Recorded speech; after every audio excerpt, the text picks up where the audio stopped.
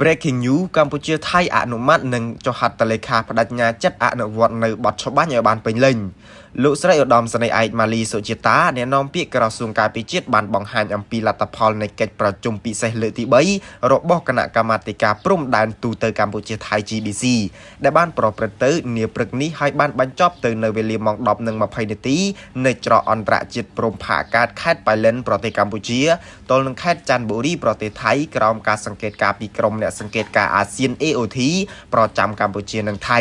ដែលដឹកនាំដោយអាយដាមនាយឧត្តមសេនីយ៍ទាសីហាឧបនាយករដ្ឋមន្ត្រីក្រសួងការពារជាតិកម្ពុជានិងអាយដាមណត្តភូណាផានិតរដ្ឋមន្ត្រីក្រសួងការពារជាតិថៃ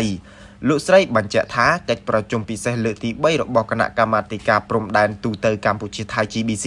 បានអនុម័តនិងចុះហត្ថលេខាលើសេចក្តីប្រកាសរួមកិច្ចប្រជុំពិសេសលើកទី3នៃគណៈកម្មាធិការព្រំដែនទូតកម្ពុជាថៃ GBC រវាងកម្ពុជានិងថៃហើយបានបញ្ចប់ពីការបដិញ្ញាចិត្តយ៉ាងម៉ឺងម៉ាត់ក្នុងការអនុវត្តនៅបទច្បាប់នេះឲ្យបានពេញលេញនិងស្វែងរកនៅសន្តិភាពស្ថិរភាពនិងសុវត្ថិភាពជូនប្រជាពលរដ្ឋដែលរស់នៅតាមបណ្ដោយព្រំដែនកម្ពុជាថៃ